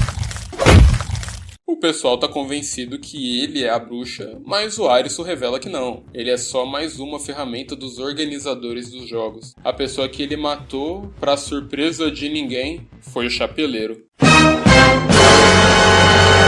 O Arisu reconhece no Agony o mesmo sentimento que ele teve quando venceu o 7 de copas, e chega à conclusão que ele já tinha desde que chegou à praia, que o Agony e o Chapeleiro eram na verdade amigos, e que eles faziam esse teatro de serem facções opostas pro Agony manter o pessoal mais perigoso na linha, sob controle. A gente vê o passado dos dois juntos, era uma dupla de delinquentes casca grossa na adolescência. Então entraram na vida adulta e cada um seguiu seu caminho. O Agony foi pro exército e o Chapeleiro herdou uma chapelaria, claro. Eles se reencontram, conversam e são os únicos amigos que sobraram um do outro. Fogos de artifício, vão pra Borderland, vencem o primeiro jogo, aquela coisa toda. E o Chapeleiro decide fazer uma utopia, um lugar para dar esperança para aqueles que foram acabar nesse mundo de sofrimento sem sentido. Ele cria a praia. No começo a praia dá uma prosperada, legal, mas vai aumentando a população, aumentam os problemas, cresce o número de elementos violentos, difíceis de controlar, e tem também o pessoal que se entrega ao hedonismo até morrer. Para fazer as coisas funcionarem e deixar todo mundo sob controle, o Chapeleiro cria um propósito, a tal da resposta, para o pessoal sair de Borderland, que é reunir todas as cartas, para que assim alguém possa dar no pé. E o Agony concorda em fazer o papel de vilão da praia. O Chapeleiro deixa o poder subir a cabeça, deixa essa mentira que ele mesmo inventou subir a cabeça e até passa a acreditar nela. Mata quem de alguma forma atrai o movimento e fica loucaço, que nem o Chapeleiro do País das Maravilhas mesmo. Mas mais sinistro. Tão empenhado em dar fim ao desespero, o próprio Chapeleiro mesmo sucumbe ao desespero. E por incrível que pareça, o Agony é a voz da razão da situação. No dia em que o Chapeleiro morreu, o Agony chega nele e dá o papo. Já chega dessa palhaçada, você tá fazendo merda, quer ficar que nem o Niragi, caralho. E vendo que o Chapeleiro já perdeu de vez, né? O Agony diz que vai ralar peito da praia, dane-se até mais. Nisso, o Chapeleiro aponta uma arma pras costas do Agony, mas ele consegue atirar primeiro. E o Chapeleiro morre e cai no rio. E quando o Agony vai ver, o pente da arma do Chapeleiro não tinha nenhuma bala. Então ele não pretendia matar o Agony de verdade. E isso faz o Agony ficar desvastado, quebradaço também. Ele, que já tinha ódio acumulado antes, agora mais esse ressentimento e odiando toda a ideia da praia e essa palhaçada toda, decide descontar em geral, em todo mundo ali, mandar tudo pro caralho. E o próprio Arisu conclui que foi esse sentimento do Agony que os organizadores, os mestres dos jogos, usaram para inviabilizar a solução pelo diálogo e tornar aquele um 10 de copas perfeito. E o Arisu diz que entende ele, porque ele matou os amigos também, mas manda real pro cara. Nada a ver descontar nos outros esse ódio aí. Mas o Agony não quer nem saber. O pessoal ali, inclusive o resto da milícia, decide parar com a matança e tenta resolver no diálogo, mas o Agony sozinho é um monstro. O Agony do mangá é um monstro. Cara, ele sozinho basta e desce o cacete em todo mundo, querendo aliviar a dor, querendo se vingar, querendo garantir que ele vai pro inferno e se punir, eu não sei. Nem ele sabe direito. O Xixa decide deixar as cartas pra lá, começa a acreditar que elas não servem pra nada. Ou seja, o Arisu se deu mal à toa mesmo. Super legal esse cara. Essa mulher aqui continua sendo muito suspeita. E esse merda aqui sobrevive, mas pelo menos ele fica fudido. Enquanto o Agony mete o cacete em geral, o da série não convence nisso nem um pouco, cara, desculpa. Pra parar com aquela baderna e tentar apaziguar aquele caos, a Azari fala algo pro Arisu e no meio do jogo ela morre com um laser na cabeça, fazendo todo mundo parar. A gente vai pro momento em que a Azar e a Momoka vão parar em Borderland. Elas são recebidas por um cara que até já sabe o nome das duas e guia elas até um certo lugar, dizendo que elas foram parar do lado sortudo. Elas são levadas para algum tipo de mega sala de vigilância que tem várias pessoas ali trabalhando, que observam pelas telas todos os jogadores dentro e fora dos jogos. Ele explica o que é Borderland e tudo mais, e que eles ali não são jogadores, mas croupiers. Eles recebem dias nos vistos deles com a morte dos jogadores do jogo que aquele croupier organizar, não pelo número do naipe, mas pelo número de jogadores mortos na rodada. E se os jogadores vencerem, um jogador que seja, o croupier daquele jogo é morto com um laser. As duas já administram um jogo 10 de ouros logo de cara. Claro que todos os 7 jogadores vão de arrasta, então elas recebem 7 dias nos vistos. O que faz as duas, principalmente a Momoka, se sentirem um lixo humano. Os próprios croupiers não sabem de quem vem as ordens para fazer aquilo tudo, mas em troca de continuarem vivos, eles obedecem. E ficam lá torcendo pela morte dos jogadores que nem fazem ideia da existência deles. Cientes da praia e da situação ali, decidem organizar um jogo, que era para ser um 5 de copas na verdade, o Caça às Bruxas. Os croupiers já crescem o olho, mas quando ouvem que alguém vai ter que se voluntariar para morrer, eles dão para trás. E esse voluntário, é a própria bruxa. A Momoka se oferece. Ela nem hesita, prefere morrer como um ser humano decente do que viver como esses caras que ficam rezando pela morte alheia como se fosse um videogame. Então ela e a Zari se infiltram entre os jogadores para preparar o caça às bruxas. A Momoka tá crente que as pessoas vão resolver racionalmente, sem ninguém além dela morrer. Pena que ela não previu o Agony na parada, que inclusive dobrou a dificuldade do jogo para um 10 de copas. Se não fosse ele, ia rolar a morte de qualquer jeito. A Zari decide ficar no jogo depois que a amiga morre, para tentar garantir que o desejo deles não fazerem um massacre se realize. Não funciona, ser humano é complicado. E ela começa a desejar a morte de todo mundo ali, pela amiga dela ter se matado totalmente em vão. Mas conhecendo o Arisu, conhecendo o Sag e testemunhando toda a situação ali contra o Agony depois, ela dá mais um voto de fé na humanidade, dá um voto de confiança pro Arisu. E como a gente vê no presente, ela revela que é um croupier se sacrificando e acabando com aquele caos ali. O Arisu e a Ann revelam que a Momoka era a bruxa desde o começo. O Arisu podia ter falado logo, mandando alguém queimar o corpo enquanto tava na zona, né? Podia. O Agony para e o caos para, mais ou menos. O Niragi decide incendiar o resort inteiro. Na série ele vai em meio ao pessoal e tenta continuar o massacre até o Agony se jogar no fogo com ele, mas aqui não tem isso não. Eles pegam o corpo da Momoka e jogam na fogueira. E o 10 de copas finalmente acaba. Vitória dos jogadores.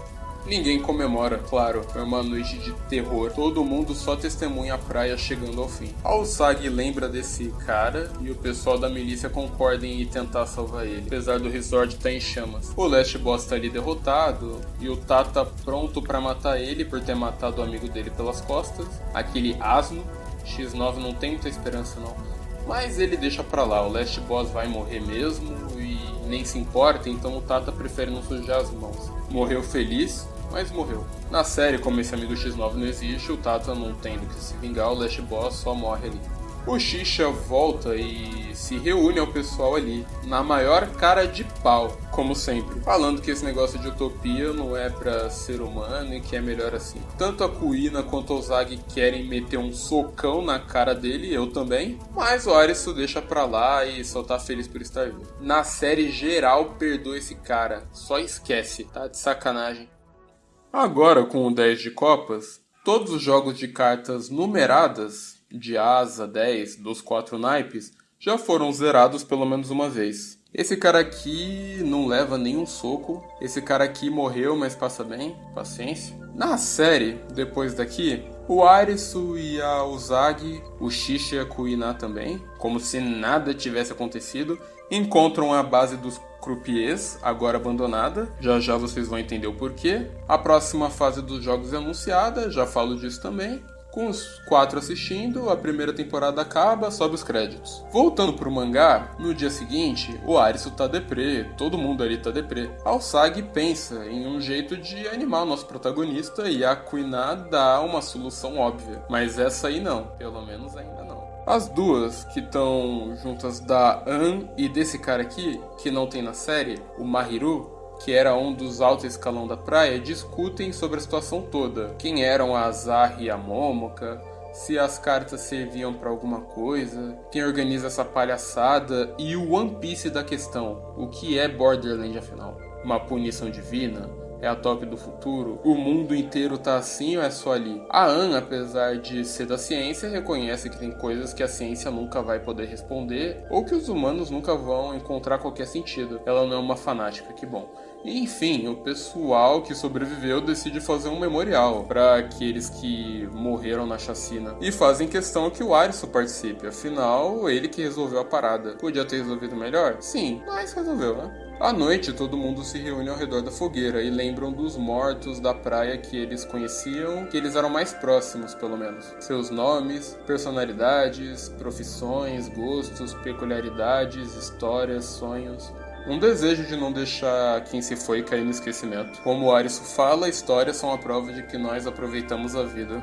Eu concordo. Até o pessoal da milícia aparece e menciona um amigo. Aquele cabeludo com vibe de surfista, lembra? E ele é surfista mesmo. Lembram que ele poupou essa menina e decidiu morrer com alguma dignidade? O pessoal ali decide deixar o ressentimento e o ódio pra lá, até porque ninguém ali tá com energia pra isso, e eles vão embora. Em um lugar afastado querendo se redimir dos pecados de alguma forma, os dois dão fim à própria vida. Esse cara aqui prefere continuar vivo, mesmo que envergonhado dele mesmo. No dia seguinte, o humor não melhorou muito, na verdade, quase nada, deprê. Mas a gente tem que seguir em frente. O Tata serviu pra alguma coisa, olha só, não fez nada até agora e consegue levantar o astral da rapaziada. Ele é filho de mecânico e conseguiu consertar uma Lamborghini top, aí sim. As mina pira, aí sim 1000 vezes. Levanta o humor da galera e eles lembram que a vida foi feita pra ser vivida. O pessoal descobre que a Kuina é trans, o Tata fica como? Tira, eu sou bem macho. Deixa eu testar isso aqui então. Oh, my God! Você não resiste. O pessoal se recupera, a vida continua, mas a calmaria tá até demais. O jogo agora tá em intervalo. Mais uma sidezinha agora? O jogo, com 6 participantes, é o 4 de paus. O que mais uma vez faz todo sentido, cara. O Haruasu deve ter um parente brasileiro, não é possível. São 6 personagens totalmente novos e todos eles parecem já ter alguma experiência com os jogos, já que a gente não tem nenhum perdido iludido dessa vez. Tem esses 3 aqui, tem esse aparente bucha aqui, aparente. Tem essa jovem aqui e tem esse jovem malandro aqui, da Yakuza, o Kaito. O jogo vai acontecer em um túnel, que é bloqueado assim que todo mundo tá dentro. O nome do jogo é Fugitivos e o objetivo é superar 4 desafios até alcançar o fim, até alcançar o objetivo. Os desafios vão sair dessas portas aqui, que vão se abrir de 10 em 10 minutos, cada uma delas. Tem uma placa que diz a distância pro objetivo, mas ela tá toda gasta e não dá pra ver a informação que importa. Então, eles concluem que deve ser uns 10 km, considerando o tempo que a última porta vai levar para abrir e tudo mais. A contagem para a primeira porta começa, e vagabundo dá no pé. O Bucha se feriu quando o túnel se fechou e a garota de bom coração aqui ajuda. E o Kaito decide dar uma força também. Eles encontram um ônibus, aí sim, cheio de pintura em grafite, mas que não funciona, aí não. Então vão ter que ir correndo mesmo. O Bucha manda o pessoal seguir sem ele e eles vão. Não são próximos nem nada, menos a nossa garota de bom coração aqui, porque ela tem bom coração. Ela tenta convencer o pessoal que em um jogo de pausa o negócio é colaboração, mas o Kaito lamenta, só que ele tem razões maiores pra viver e voltar pro mundo real, então ele dá no pé, e os outros também estão no pé. Só ela que fica, se recusa a abandonar o cara. 10 minutos, a primeira porta abre. Quem avançou ouve os gritos dos dois que ficaram para trás. O primeiro é uma chita, ou guepardo, como vocês preferirem. Não confundam com leopardo, são bichos totalmente diferentes. O animal terrestre mais rápido do mundo. Mas é como diz a regra, você não tem que ser mais rápido que a fera, só tem que ser mais rápido que o trouxa que tá do lado, ou melhor, atrás. O Kaito lembra dessa regrinha básica, e essa jogadora aqui também. O Kaito tá se sentindo meio mal por ter abandonado os dois lá, mas não era pra isso. Eles encontram carros ali parados e se salvam da Cheetah. Menos o trouxa que fica pra trás, porque tem que ter um trouxa pra ficar pra trás, não tem jeito. A gente vê um pouco do passado do Kaito, de acusar poucas ideias. E vê qual a motivação tão grande que ele tem pra voltar pro mundo real. Mulher, é claro. Ele conhece essa mulher aqui, que trabalha num desses estabelecimentos japoneses que as mulheres, principalmente as mulheres, ficam servindo e sendo acompanhantes e agradadoras dos clientes para eles se sentirem especiais e não sei o que, saca? Ela é esmurrada por nada, o que deixa o Kaito, que já é poucas ideias, mais poucas ideias ainda. A Cheetah matou o cara só pelo sadismo mesmo, pelo jeito, porque nem se incomodou em comer ele, já tá atrás dos outros, que ainda estão nos carros. 20 minutos, a segunda porta agora. O túnel começa a se alagar. Não parece grande coisa, né? Até que tá fácil. Crocodilos, maravilha. Só que tá mais pra jogo de espadas. E agora só tem 2. Ou será que não? Nem o guepardo sobra. 5 km até o objetivo, a placa diz. O que não é mentira. Eles vão avançando por cima dos carros e assim se salvam. 30 minutos, a terceira porta. Uma porta só não, várias, do teto. Agora o desafio é o frio. A água escoa e os crocodilos, sendo animais de sangue frio, não conseguem avançar naquele clima.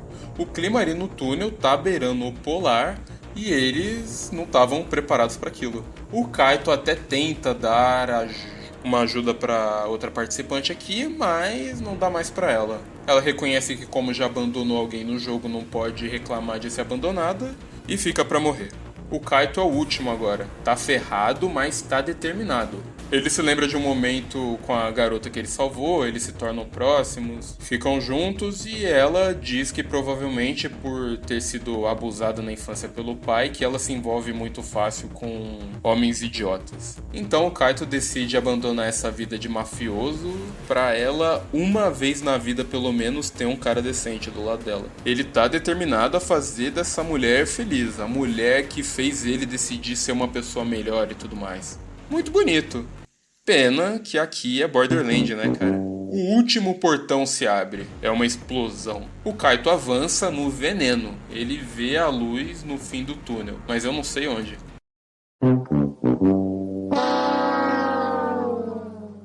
Lembram da placa gasta no começo? Sabe quanto ela marcava de distância? 0. Sabe qual era o objetivo? A porcaria do ônibus. Tava até escrito nele, inclusive. Tava todo pintado em grafite, lembra? E o próprio nome do jogo também era uma pista. Por isso aprenda inglês, rapaziada. Era pra ter sido uma vitória fácil. Mas é a terra da trollagem, então não tem limites, né? O Kaito liga os pontos. Tarde demais. E aquela mina, que se apegou a ele porque viu nele alguém que não abandona as outras pessoas, só escolheu mais um homem idiota no final. Na verdade foi uma vitória fácil sim, para esses dois, que ficaram no ônibus até o fim. A explosão derruba o bloqueio da entrada, ou da saída, e eles vencem o jogo. Ela não entende nada, mas tá viva, sem nenhum arranhão, então dane-se. É galera, tudo que vai volta. Ou pelo menos deveria ser assim. Ela acha que o pessoal conseguiu vencer do outro lado do túnel, deixa ela sonhar, né? E ainda tá disposta a ajudar esse cara, vai procurar uns remédios e mantimentos. Essa garota é boa demais, ainda vai se dar mal por isso. Ou será que não? Mas esse cara não precisa de remédio não, tá bem demais. Esse cara disfarçado de bucha, o número 3 da praia, supostamente morto junto com o chapeleiro, o Kuzuryu, lembram dele? É o supervisor desse jogo. E convoca a equipe de limpeza para cuidar daquela arena. Esse jogo aqui aparece no 4º episódio, então é depois do 7 de copas. O Arisu e a Usagi participam dele antes de começarem a procurar pela praia, na verdade. Né, série tem que ter personagem que a gente já conhece, que a gente já se importa e tal. Além deles, tem outros 3 caras, nada a ver com os que participam no jogo aqui no mangá. 3 caras que já estão sobrevivendo juntos. Tem um cara com a perna ferida também, um outro bucha. Tem esse cara aqui que tem uma esposa grávida no mundo real e tal, e tem mais esse cara aqui. O jogo começa ali no ônibus mesmo. O nome do jogo é diferente, inclusive, não é Fugitivos, é Distância. E tem 2 horas, mais que o dobro de duração. Mas é que o jogo não é exatamente o mesmo.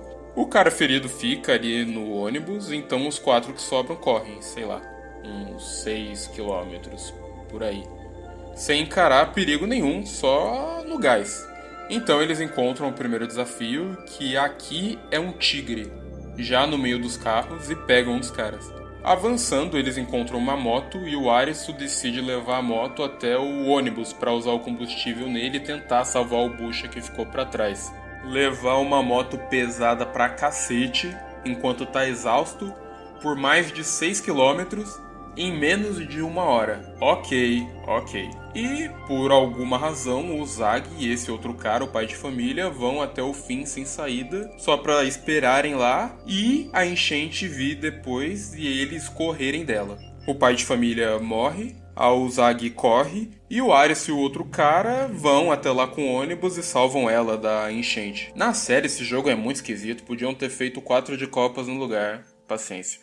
O Zag e o Arisu vão recolher uns suprimentos e eles conversam um pouco sobre as suas histórias, o que eles faziam no mundo real e a relação deles com o mundo antes de Borderlands. Como era frustrante e até opressivo para eles. O Arisu quer, apesar de tudo, dar uma nova chance pro mundo real, supondo que eles vão conseguir sair.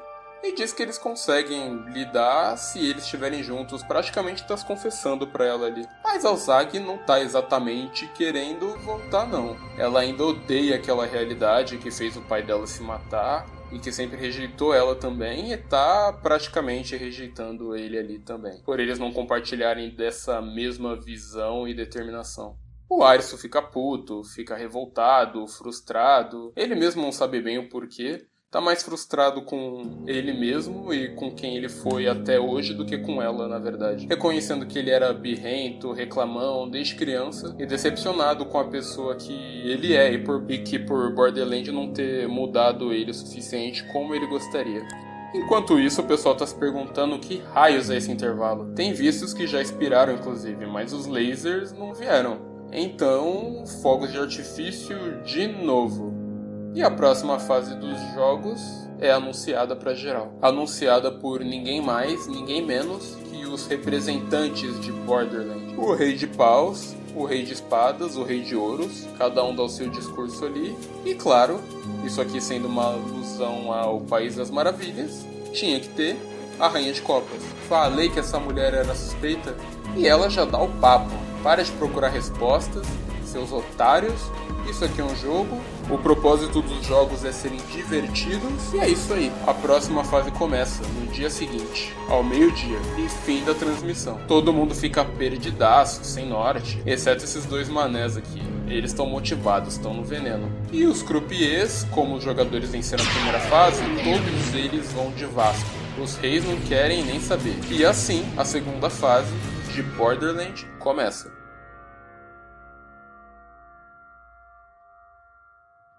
Voltando a falar sobre o 7 de copas, como eu havia dito, vou tentar ser sucinto aqui sobre as diferenças do mangá pra série. O sentimento que eles passam, pra mim, é bem diferente. Se você não tiver interesse nisso, não precisa ver, pode pular por esse tempo aqui. Pra começar, toda a construção e preparação do 7 de copas, antes dele acontecer, a gente tem um gostinho do que é um jogo de copas. Por causa do 2 de copas, que na série não tem, que a Shibuko participou, lembra? E isso faz a gente se conectar mais com o personagem dela, inclusive, também, que é bem mais desenvolvida, como eu falei, é uma personagem diferente. E tem o grupo se dividindo, estando em sintonias diferentes e tudo mais, enquanto na série não tem nada desse drama, quase nada. Durante o jogo em si, o jeito que o Arisu quase trai os amigos e quase deixa eles pra morrer de propósito não tem a mesma intensidade. A reconciliação deles também é mais direta. Não tem o flashback mostrando como o pai do Arisu é um babaca e regulador. Até porque na série ele não é tanto. O Arisu que é mais inútil porque assim mesmo. Não tem ele se tornando o amigo do Shota, como os dois amigos foram importantes na vida dele, pessoas com quem ele sempre podia contar e confiar. Os três também são bem diferentes por tudo que eu falei. O sonho do Karubi não tem nada a ver com o sonho do Arisu. O que ele quer é se casar com uma mulher casada. Boa, super legal. E o pós-partida também. Não tem o Arisu recebendo carne de ovelha como recompensa pra deixar ele e a gente puto da cara. Não tem ele descarregando aquele ódio mortal em todo mundo. Tudo bem, né? No audiovisual talvez não tivesse como passar com a mesma intensidade mesmo. E no mangá ele não vê nenhum dos amigos morrendo, só escuta as explosões. E o Arisu olha pro Karubi no final e o Karubi não vira lobo, o que é uma bola fora, um furo de roteiro, mas tá. E também não tem o Arisu sepultando eles, incendiando o jardim inteiro, enfim. E esse lobo aqui é bem mais maneiro, é até simbólico. Olha a cara do infeliz, devia ser o mascote de Borderlands, inclusive. Isso tudo é pra dizer que o jogo é o mesmo, mas a construção e desenvolvimento dele é diferente. Pra mim, do mangá é melhor, é claro. É mais emocionante, impactante, mas questão de gosto. Não é que a série seja ruim. Talvez o fato de eu ter lido o mangá antes de assistir tenha estragado a série um pouco pra mim, pode ser. Mas serve de exemplo pra mostrar como tudo na série é mais direto, é mais simples, o desenvolvimento da história é mais prático. O que para alguns pode ser bom e para outros não. Se o mangá tem como tema principal todo esse negócio de sentido da vida, questões filosóficas sobre o assunto, como fazer valer a pena e toda essa conversa aí, o objetivo da série é ser uma série de ação, um Battle Royale, jogos mortais, legal, empolgante, que é boa, é divertida, mas não tem nada demais, na minha opinião. As duas versões contam a mesma história de jeitos muito diferentes e que, portanto, passam sensações diferentes. No mangá, os jogos existem pra história e na série a história existe pros jogos. Isso faz sentido? Bom, enfim, espero que vocês tenham gostado. Esse vídeo aqui já deve estar longo pra caramba. A primeira temporada adapta os 4 primeiros volumes, são 9 no total. Aqui no Brasil são 9, originalmente são 18, mas a JBC está compilando 2 em 1. Eles têm umas notas e pensamentos do autor no final, é bem legal, e eu gosto bastante da arte também. Não é um estilo super diferente, mas é muito bem feito, como vocês puderam ver. Fiquem à vontade para avaliar, para comentar, para sugerir coisas para parte 2 que eu possa melhorar ou sei lá. Eu vou fazer o meu melhor para lançar antes da 3ª temporada, até porque isso talvez ajude o canal, né? E fiquem à vontade para assistir e comentar os outros vídeos também, se quiserem. Como não tem muitos, é fácil para mim ler e responder, interagir com vocês, beleza? E é isso. Aproveitem a vida, tenham histórias para contar e vejo vocês na parte 2. Até mais, jovenzada. Fui!